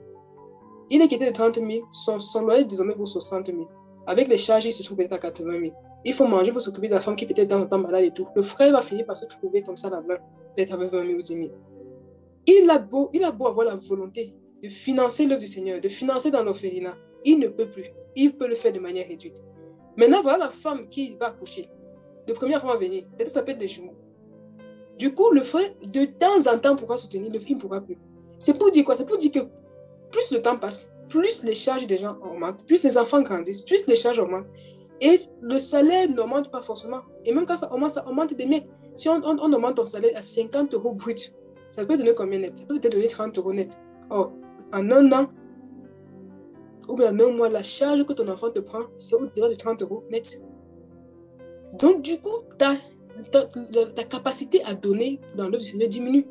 C'est pour ça que pour pouvoir porter les œuvres, si quelqu'un a un projet d'orphelinat, quoi que ce soit, il faut aussi avoir à côté un plan de financement que tu dois mettre en place. Ça peut être un commerce en ligne, ça peut être un commerce sur place, ça peut être une activité à côté indépendante qui te donne de financer et non pas juste de faire le projet, de mettre là et de prier que le Seigneur touche les cœurs. Le premier cœur que le Seigneur veut toucher, c'est toi. Il faut que tu mettes un plan de financement à côté. Comment est-ce que je vais faire pour financer cette œuvre-là? Si tu comptes ce marché-là, il faut savoir que les gens de plus en plus ont des problèmes. Il y a des gens qui ont soutenu les œuvres à un moment donné, ils t'aiment soutenir, à un moment donné, ils ne peuvent plus parce qu'il y a des problèmes qui sont venus en ce temps. On ne peut pas forcément dire que c'est Satan tout le temps, pas tout ça. Non, il faut aussi que lorsque tu as un projet, que tu t'assais aussi pour réfléchir sur comment est-ce que je peux m'organiser pour pouvoir financer. Amen. Donc, et pour ça, tu vas partir dépouiller les Égyptiens. C'est en Égypte que tu vas partir chercher la connaissance là qui va venir. Il y a des gens il y a des gens que je crois, ils ont un appel vraiment pour aider les gens à bien gérer leur argent. D'accord? Parfois, on va dire, ils aiment trop parler d'argent et tout, avec raison. Mais si tu le sauras l'humilité, savoir que lui, là, il va t'apprendre la gestion d'argent que tu n'as pas appris en lisant la parole. Parce que celui qui a appris à Moïse à diviser le peuple en centaines, en milliers, en cinquantaines, ce n'était pas le Seigneur de la montagne. C'est un homme qui lui a appris ça. Donc, il y a des choses qu'on apprend chez les hommes. Là où Joseph a appris la gestion, ce n'était pas amener ses frères parce qu'il il était l'avant-dernier et il pouvait seulement manager son plus petit frère. Mais où est-ce qu'il a pris la gestion? C'était en Égypte. Quand on l'a mis même en prison, chef de prison, on a fait comment? On lui a pris le management. On lui a pris comment est-ce que ça se passe. Ce n'est pas écrit ta Bible, mais il a reçu les instructions. Voici comment ça se passe, voici comment j'ai et tout ça. C'était en Égypte. Amen. Mais les chrétiens veulent seulement faire des petites formations de 2-3 ans et puis sortir. Il faut aimer chercher la connaissance qui vient d'ailleurs. Et quand le Seigneur t'appelle à un projet, il faut chercher à te former sur le management, sur la gestion d'argent. Ce n'est pas un péché, ce n'est pas limiter le Seigneur que d'aller se former parce que le Seigneur dit va prendre le bois qui est l'emblème d'Astaté et ramène-le-moi. Va prendre le bois qui est l'emblème d'Astaté. On a dit non, sur l'emblème d'Astaté, ça va souiller l'Holocauste. Ça ne souille pas l'Holocauste, c'est ce que le Seigneur a demandé. Aujourd'hui, ceux qui nous apprennent comment faire les choses, ce sont les inconvertis. Le Seigneur n'a aucun problème à ce qu'on aille prendre la connaissance. Ça, c'est une parenthèse. D'accord? Ça, c'est une parenthèse. Là où tu vas voir la connaissance, quand Noé a formé l'arche, d'où étaient sortis les premiers forgerons? De la descendance de Caïn. Quand David joue à la harpe, qui est le père de ceux qui jouent à la harpe? Ça est de la descendance de Caïn. Est-ce que le Seigneur donne à David ne prend pas la harpe parce que c'est une descendante de Caïn qui a introduit la harpe dans le monde? Non. Mais tu prends le bois avec l'idole, avec l'emblème d'Astaté, et c'est ça que tu ramènes. Et le Seigneur sanctifie ça et tu fais monter à Yahweh un parfum d'une odeur qui l'agrée. Et le Seigneur te recommande d'aller prendre le bois qui a l'emblème d'Astaté, le bois qui a été utilisé pour l'Holocauste à Astaté. Et c'est ce bois-là, il dit ramène-moi ça dans mon hôtel, fais l'Holocauste avec. Donc le Seigneur nous rend compétents. C'est important qu'on comprenne ça pour sortir de la médiocrité. C'est important qu'on comprenne ça pour sortir de la médiocrité. Amen. Pour grandir en compétence, pour grandir en connaissance. Si depuis des années, tu n'as qu'un tu t'arrêtes à un certificat, tu vas chercher à augmenter, il faut chercher à augmenter. Cherche à augmenter ton niveau. Cherche à augmenter ton CV. Cherche à faire des choses. Cherche à faire quelque chose pour augmenter ta capacité, ta compréhension, pour élargir l'espace de ta tente. Amen. Et quand tu suis vision, c'est de chercher. Tu ne veux dire pas que non. Il y a des gens qui montent des projets et qui échouent bien en priant. Parce qu'il leur manque la compétence. Donc, c'était une parenthèse. On continue. Un autre aspect de l'armée, c'est Maraka. C'est Maraka. Alors, comme on a vu précédemment, le Seigneur augmente la force, la puissance, la compétence. Pourquoi? Parce que du coup, il faut que tu saches que tu vas faire front au Goliath de ta vie. D'accord? Tu vas faire front aux paroles de valorisants. Tu vas faire front au viol, au rejet que tu as reçu. Alors, on est dans 1 Samuel 17-20. La Bible nous dit que David se leva de bon matin. Il laissa les brebis à un gardien, prit sa charge et partit, comme Isaïe le lui avait ordonné. Lorsqu'il arriva au camp, l'armée était en marche pour se ranger en bataille et poussait des cris de guerre. Maraka. Israël et les Philistins formaient en bataille, armée contre quoi? Contre armée. Maraka contre Maraka. C'est le front. C'est pour ça qu'il faut que tu grandisses en puissance. De toute façon, si tu grandis en puissance, l'ennemi va venir t'affronter. Donc, quand tu es enrôlé pour la guerre, il faut seulement combattre. Le champ de bataille, c'est le champ de bataille. Alors, par rapport à ça, David dit, tu te laisses vraiment une table en face de quoi? De mes adversaires. Tu unges ma tête et ma coupe déborde. D'accord? Donc, quand tu es au front, David dit, je suis en face de mes adversaires. Mais tu fais quoi? Tu es en train de oindre ma tête. Pourquoi? Tu es en train de me fortifier. Tu es en train de mettre l'huile dans moi. Tu es en train de me creuser. Tu mets lui dans ma coupe jusqu'à ce qu'elle déborde. Ou front contre front. Voilà pourquoi est-ce que quand David est arrivé, qu'est-ce qu'il a fait? Il a vu Goliath. Front contre front, qu'est-ce qu'il a fait? Il est parti dans le torrent. Il a pris 5 pieds dans le torrent. Il est parti dans le torrent de la parole. Il a pris ce qu'il a compris de la parole. Il est venu avec ça. Et c'est ça qu'il a affronté, le Philistin. Et après ça, qu'est-ce qui s'est passé? L'huile a débordé. Saül a dit, de qui est ce fils? Il a trouvé grâce aux yeux de Jonathan. Jonathan lui a donné ses vêtements.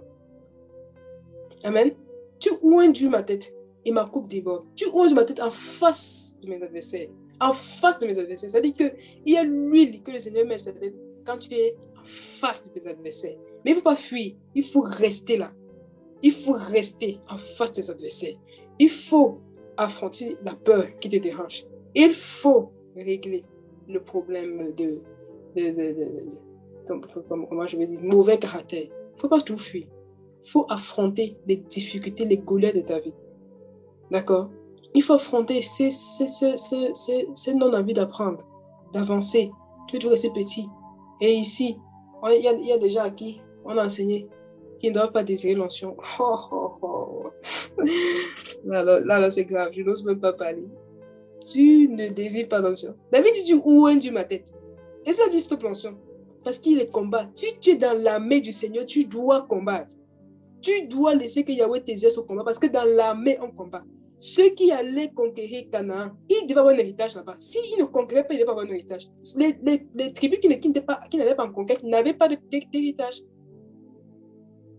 Il n'y a pas d'héritage. Et quand on les juge, je pense que c'est juge 17, 18 ou bien juge 18, 19, on voit l'histoire de Mika. Et on nous dit que là-bas, il y avait les Danites qui cherchaient un territoire. Et ils se sont dit, il faut qu'on cherche un territoire. Ils sont allés, ils ont trouvé un peuple qui était enfermé sur eux. Ils étaient seuls. Hein. Comme on aime souvent dire, on est seul là. Ce peuple était vraiment seul. Et parce qu'ils étaient seuls, qu'est-ce qui se passe? Les Danites les ont dépossédés. Ils ont brûlé la ville, ils ont construit dessus. Parce qu'ils étaient quoi? C'était les gars qui aimaient la solitude. Même au ciel, le Seigneur n'est pas seul. Je vous assure. Et même si tu dis que tu es seul, tu reconnais que tu n'es pas seul. Tu reconnais que tu n'es pas seul. Parce que tu ne peux pas être seul. Il faut avoir l'honnêteté de dire. Et puis pourquoi le Seigneur nous a mis ensemble? Parce que comme on a vu, la communion fraternelle est une force. D'accord? Et ce solitiser là, c'est quelque chose qui fragilise les églises, qui fragilise les assemblées, qui fragilise la vie chrétienne. Parce que ce que le Seigneur a mis en nous, tu as besoin de ça. Tu en as besoin. Parce que c'est comme ça que le Seigneur a défini les règles et les principes. Donc, si toi, on t'a enseigné qu'il faut être seul, j'ai une bonne nouvelle à t'annoncer. Même Dieu au ciel, il n'est pas seul. Il veut dire qu'il siège au milieu des chérubins. Il est avec les séraphins. Il y a les 24 vieillards autour de lui. 24 vieillards. Et toi sur la terre, avec la nuée d'adversaires qu'il y a, tu dis que tu es seul. Toi-même, tu as décrété ta mort. Exode 39, 37 nous dit que les chandeliers d'or pur, c'est les lampes préparées, tous ces ustensiles, et pour le chandelier. Donc, on voit que, et l'huile pour le chandelier, on voit bien très bien ici là que lorsqu'on nous parle d'Amé, de Marga, ça concerne aussi que les lampes que nous sommes, parce que Matthieu 5 nous dit, nous sommes la lumière. Amen. La lumière, on est cette lumière-là que le Seigneur a lue. Donc, le fait de prier pour que le Seigneur délivre les âmes, on est vraiment au front. Et ça fait que cette lumière-là que le Seigneur met nous s'intensifie encore et le Seigneur nous fortifie encore nos capacités ou encore d'une autorité. D'accord? Parce que quand tu pries, il ne faut pas avoir peur. Il ne faut pas que dans la marche chrétienne, on a peur des épreuves. On a peur des combats et tout ça. Non, c'est demander plus de combats. Ce sont les combats-là, comme on avait vu le mot Kala, ce sont les combats-là qui nous affermissent, qui nous maintiennent dans l'humilité. Ce sont les combats-là qui nous aident à ne pas nous enorgueillir quand le Seigneur nous donne des révélations. Ce sont des combats. C'est bon pour nous. Il ne faut pas aller chercher. Même si tu as cherché que c'est là, dis-toi que le Seigneur veut te passer une leçon avec. Mais il y a de la gloire à souffrir quand on n'a pas été soit coupable. Mais si tu as été coupable et que le Seigneur a permis, dis-toi que le Seigneur veut te passer une leçon. Donc, de tous les côtés, c'est une bonne chose. Amen. Alors, armée. Dernier mot qu'on va voir sur les armées, c'est Matzaba. Donc, on va bien qu'on a notre Tzaba qui est là. Et ici, c'est juste beau parce que c'est le Seigneur lui-même qui fait le job. Il dit quoi? Je camperai autour de ma maison, alléluia, pour la défendre contre une armée. Oh. Le Seigneur dit qu'il va camper autour de toi. Quand les armées venant, et l'opposant ne passera plus près d'eux, car mes yeux sont fixés sur elle. Je camperai autour de ma maison pour la défendre contre une armée. Ah oui, ça je l'ai mis 2 fois.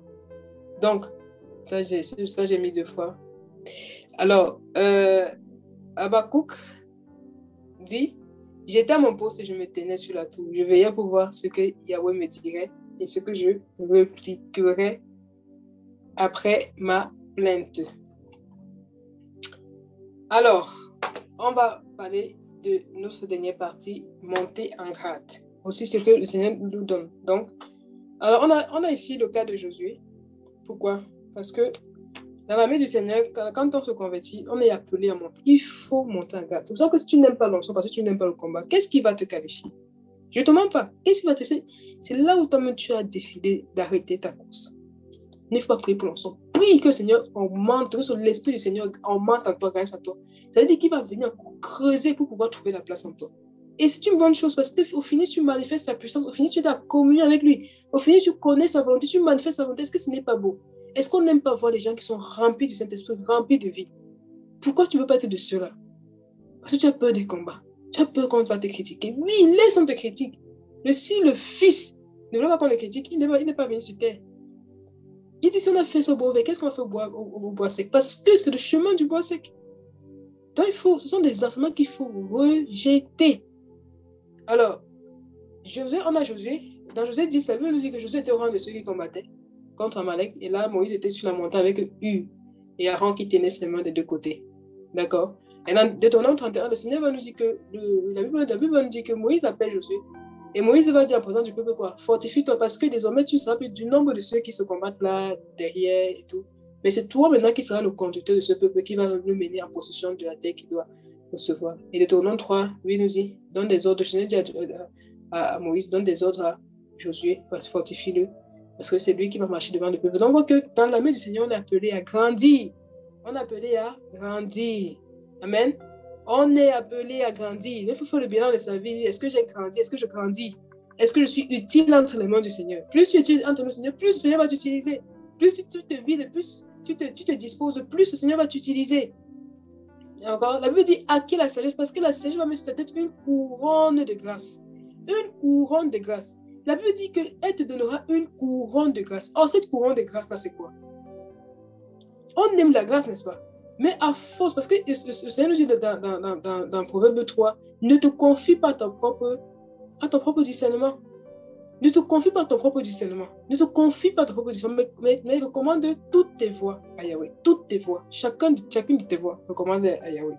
Et donc, quand tu recommandes chacune de tes voies à Yahweh, qu'est-ce que tu fais? C'est-à-dire qu'à chaque moment, sur tout ce que je fais, je demande au Seigneur, je parle au Seigneur. Et quand le Seigneur va voir, il va te dire non, ne fais pas ça. Il va voir que tu te soucies de lui. Qu'est-ce qu'il va faire? Il va encore augmenter sa grâce en toi. Il va encore augmenter sa vie en toi. Et du coup, les gens vont voir que la grâce du Seigneur augmente sur ta vie. Et ils vont se dire non, Dieu fait acception de personne et tout ça, c'est son appel. Non, c'est aussi parce que toi, dans ta vie, dans ton quotidien, tu te soucies de faire plaisir au Seigneur. Et donc, cette sagesse-là que tu as acquérie, qui est la crainte du Seigneur, qui est la recherche du Seigneur, qui est la recherche de la connaissance de l'intelligence, de savoir ce que le Seigneur aime, de savoir ce que, par exemple, on s'intéresse à l'armée du Seigneur, comment elle fonctionne, ça nous enseigne quelque chose. On grandit. Et donc, comme on grandit et qu'on on a appris, on doit essayer à un moment donné de vivre. Ça fait que quand le Seigneur va voir ça, il va augmenter son esprit, il va augmenter en nous. Les gens vont se dire, non, c'est l'appel de la sœur, tout ça. Non, la sœur veut plaire au Seigneur. Voilà pourquoi le Seigneur augmente la grâce dans sa vie. Amen. Et donc, du coup, tu étais le petit Josué. Quand tu étais rien, quand je changeais ton nom, maintenant te voilà qui est désormais quoi? Conducteur d'un peuple. Mais pourquoi? Parce que Josué n'a pas refusé d'être nettoyé, d'être taillé au Seigneur, de grandir au Seigneur. Le Seigneur dit encore, fortifie-toi, affermis-toi. Fortifie-toi, ne t'ai-je pas dit fortifie-toi et prends courage. On va essayer que dans le nom, le Seigneur lui dit 2 fois. Et dans Josué 1, le Seigneur va encore lui dire 2 fois, fortifie-toi et prends courage. Donc, on a aussi le cas de David. La Bible nous dit ici dans 1 Samuel 17, 48 que ça, c'est lorsque David va voir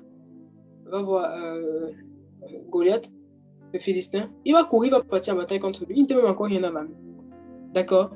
Et ensuite, David va vaincre le Philistin. Et David va faire quoi? David va trouver Gad de Saül qui va le mettre dans la main. Il sera avoir chef de chef de milliers. Après, Saül va carrément le mettre à tête du peuple. Pourquoi? Parce qu'il allait et il sautait en quoi? En vainqueur, en vaillant guerrier. Donc, on était persécuté par Goliath. David l'avait levé. À un moment donné, Saül l'avait levé. À un moment donné, Saül l'a même rabaissé par jalousie. Mais on voit que David était monté en garde. Pourquoi? Parce qu'il grandissait dans le Seigneur. La Bible nous parle de Samuel comme quelqu'un qui grandissait dans le Seigneur, qui ne laissait tomber à terre aucune de ses paroles. Donc, un signe qui montre aussi la croissance du Seigneur, c'est quoi? C'est que de plus en plus, la parole du Seigneur t'intéresse même dans ces détails. Et tu veux la vivre même dans ces détails. Alors, on a un cas de la Nouvelle Alliance, c'est le cas de qui? De Paul. Amen. C'est le cas de Paul. Alors, la Bible nous dit quoi? Quand Paul a eu sa rencontre avec le Seigneur, Paul est resté 3 jours aveugle, sans manger, sans boire. Le Seigneur va envoyer Ananias. Et Ananias va faire quoi? Va venir, va lui imposer les mains. Et va lui dire, je suis venu pour que tu recouvres la vie et que tu sois rempli du Saint-Esprit. Et à un moment donné, la Bible nous dit, il tomba de ses yeux comme des écailles et il recouvra la vue. Et qu'est-ce qu'il a fait? Il a été baptisé. Donc, il est rentré dans la main du Seigneur. Parce que pour faire partie de la main de Dieu, il faut être baptisé. Il faut s'être repenti, baptisé et tout. Donc, il va rentrer dans la main du Seigneur. Il n'a encore rien. Il est encore tout petit. Alors, qu'est-ce qui se passe? Il prend la nourriture. Il prend les forces. Le fortifie-toi, que le Seigneur dit à Josué. Il prend les forces. Il s'affermit. Il grandit. Il croit. Et il a commencé, du coup, à faire quoi? La Bible dit que cependant, Saul se fortifiait de plus en plus. C'est comme ça la croissance. Il se fortifiait de plus en plus. Et il faisait quoi? Il était maintenant capable, parce qu'il était enraciné dans la parole, parce qu'il y avait l'Esprit du Seigneur, parce qu'il était enseigné, le mot kala qu'on a vu là-bas. Kaf, quand Paul a expérimenté le kaf en ce qui dit que les choses qui pour moi avaient de la valeur, je les ai regardées comme de la boue. Oh, la boue, personne ne met la boue sur lui. C'est-à-dire que Paul les a rejetées afin de faire quoi? Afin de gagner Christ. Paul s'est creusé, il a renoncé à lui-même afin que quoi? Afin que le lamèque, l'enseignement de Christ devienne sa vie. Et c'est en ça qu'il se fortifiait de plus en plus. Il se fortifiait de plus en plus tellement qu'il était capable maintenant de confondre les Juifs. Il y a beaucoup de personnes ici qui vont s'écouter, écouter, qui sont allergiques au mot Dieu, par exemple. Et parfois, moi, je pose la question en disant, OK, est-ce que Dieu lui-même, il est allergique quand on l'appelle Dieu? Il y a des chrétiens qui ont développé une allergie. Une allergie. Ne dis pas Dieu à côté d'eux. Ne dis pas Jésus à côté d'eux. Ils sont devenus allergiques.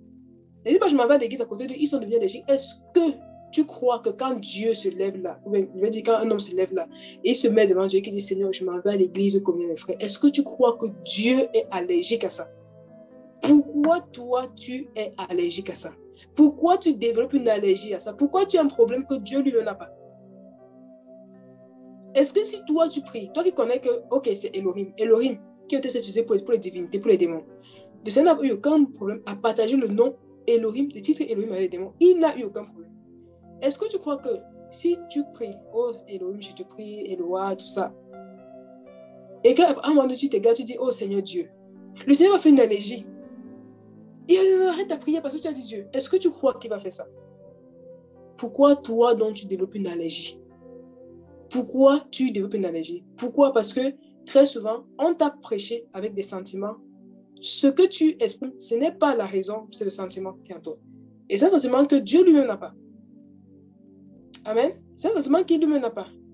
Donc, ne lui donnons pas les problèmes que lui-même n'a pas.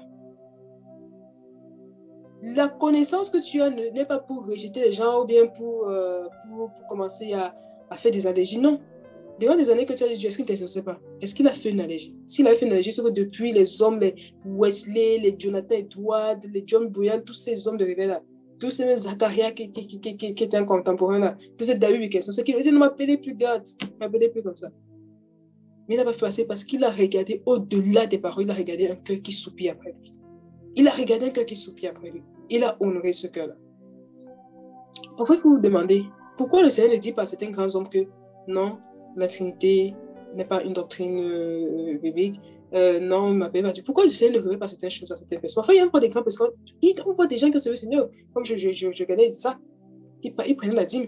Mais il ne prenait pas la dîme pour lui. Peut-être qu'il a changé à la fin, mais ce que j'ai pu voir, c'est qu'il prenait la dîme. Pourquoi le Seigneur ne lui a pas enseigné que non, la dîme n'est pas d'actualité? Pourquoi le Seigneur ne l'a pas enseigné ça? Parfois, on voit des gens qui ont servi le Seigneur avec des grandes révélations, des grands messages. Pourquoi je ne sais pas révéler les choses que les gens peuvent dire de basique? Parce que le Seigneur a honoré leur cœur qui le cherchait. Le Seigneur leur a donné ce qu'ils voulaient. Le Seigneur n'a pas jugé nécessaire. Pour le Seigneur, ce n'était pas nécessaire dans la marche qu'ils avaient avec lui. Quand on lit John Bunyan, il raconte dans son expérience du ciel et de l'enfer, il parle de Dieu trinitaire. Pourquoi tu vas te dire, mais pourquoi est-ce que, Seigneur, tu ne lui as pas dit ça? Donc, il faut qu'on arrête de prendre la connaissance que le Seigneur nous donne pour couper l'oreille de Marcus avec. Il faut arrêter de prendre l'épée pour couper l'oreille de Marcus avec. L'image de couper l'oreille de Marcus, c'est-à-dire que tu fermes l'entendement. La personne n'entend plus. Parce que tu as eu une épée, tu vas couper son oreille. Le Seigneur regarde au cœur. Amen. Si tu as l'éclairage, dis merci Seigneur, éclaire sur d'autres personnes, mais tu dois continuer d'aimer les gens. Ils n'ont pas fait des allergies, fait des sectes, des divisions, tout ça. Satan connaît les réalités spirituelles plus que les chrétiens. Voilà pourquoi il arrive à détruire l'œuvre des chrétiens. Voilà pourquoi il arrive à empoisonner ton cœur parce que tu ne sais pas que tu dois aimer au-delà de la connaissance que tu as. Tu dois aimer. Imagine le Seigneur toute sa connaissance, s'il devait nous tenir rigueur comme on se tient rigueur les uns les autres. C'est qu'on a quel niveau? C'est qu'on a quel niveau? C'était une parenthèse. Alors, Paul, qui se fortifiait de plus en plus, Ensuite, Barnabas va voir que Paul était capable d'enseigner. Il va pas chercher. Paul Barnabas, c'était vraiment un homme à un ministère, je vous assure. Un modèle que j'avais vu là, c'est Barnabas. Il y en a qui disent que non, Barnabas c'est un modèle. Ça, c'est une autre histoire. Barnabas est parti, il n'était pas jaloux, il est parti chez Paul, viens enseigner, rentre dans ton appel parce qu'il avait vu quelque chose. Et c'est Barnabas qui va introduire Paul au milieu des apôtres pour dire en fait, il est vraiment converti. Et il va continuer, le Seigneur va lui dire quoi? Il va continuer à croire, le Seigneur va lui dire, mettez-moi pas Paul et Barnabas pour l'œuvre à laquelle je les ai appelés. La Bible nous dit maintenant que l'Esprit de Dieu conduisait maintenant Paul ici et là pour pouvoir faire quoi? Prêcher l'évangile. Donc, Paul, qui était quitté de rien, a grandi. Il se fortifie. On va dire non, c'était la paix de Paul. Oui, Paul aussi était d'accord de se fortifier. Il était d'accord de pouvoir confronter les gens avec la parole si il mettait les gens en dégoût. Il dit non, voilà. C'est pas confronter de manière insulter les gens ou blesser les gens ou bien les critiquer. Non. Quand tu confronter, si là c'est confondait, c'est vraiment pour leur dire regardez ce que vous enseignez, c'est une hérésie. D'accord? Ce que vous enseignez, ce n'est pas vrai. Et pourquoi on dit confondait parce que ce sont des gens qui ne étaient pas disposés à apprendre, parce que ceux qui sont disposés à apprendre vont recevoir. Il y en a qui sont seulement décidés de manière orgueilleuse ou bien de manière totalement mal intentionnée, comme Bar Jésus, à pouvoir détourner la foi des gens. Ok. Alors, donc, on a compris. Paul dit à Timothée, si quelqu'un se nettoie de toutes ces choses, il sera un vase quoi? Sanctifié, utile au Seigneur et prompt à tout bon œuvre. Donc, c'est aussi une chose qu'on applique pour pouvoir grandir, c'est le renoncer. Si quelqu'un se garde, se nettoie, se trouve le caf, se vide, trouve le creux, il va devenir un vase qui est utile, un vase creux qui est utile. Et on voit aussi dans Matthieu 25 quoi, quand je parlais tout à l'heure de compétences, d'accord? C'est-à-dire que ce soit dans le Seigneur, que ce soit l'argent qu'on a. L'argent qu'on a est appelé aussi à être fructifié. C'est-à-dire que tu travailles aujourd'hui, tu as 1500, tu as 1200, tu as 2000 euros. Il ne faut pas te dire, Paul a dit, si tu as le vêtement, Dieu, cela te suffit, oui. Et l'œuvre sociale que tu as, qui va le financer? Tu vas passer ton temps et les voyages que tu dois faire ici, là, qui doit les financer? Tu vas passer ton temps à parler du projet, gens et prier pour que les gens financent. À un moment donné, les gens ne pourront plus financer, pas parce qu'ils ne veulent pas, mais parce qu'ils ne peuvent pas. Donc, tu dois aussi à côté, voir comment t'organiser pour tel sorte que tu peux financer un projet, tel sorte que si tu te lèves comme ça matin et que c'est ça que Paul travaille, parce que ce matin, il dit, allez, hop, c'est l'Asie. Il a travaillé, il a fait une épargne, il peut partir en Asie. Mais si ce n'était pas le cas, il devait dire aux frères, il devait mettre en prière. Et l'œuvre devait avoir un frein. Ah, pourquoi les frères consacrent 92% de leur revenu à l'œuvre du Seigneur? Parce qu'il a compris que pour que l'œuvre du Seigneur puisse prendre l'ampleur, il faut de l'argent. Je vous dis, il faut l'or que tu as pris en Égypte. S'il n'avait pas pris l'or d'Égypte en disant que non, ce Seigneur nous parle de l'or, c'est cupide, il ne devait pas construire tabernacle là. Donc, si tu as un projet, si tu as une vision, dis-toi aussi qu'à côté, il faut que tu tournes tes ménages sur comment est-ce que tu peux travailler pour pouvoir financer ça. De telle sorte que si quelqu'un te donne quelque chose, c'est complémentaire, mais ça ne viendra pas être la source principale, la source principale de revenus. C'est la sagesse aussi qui enseigne ça. La sagesse dit, cherche la sagesse comme quoi, plus que l'or et l'argent.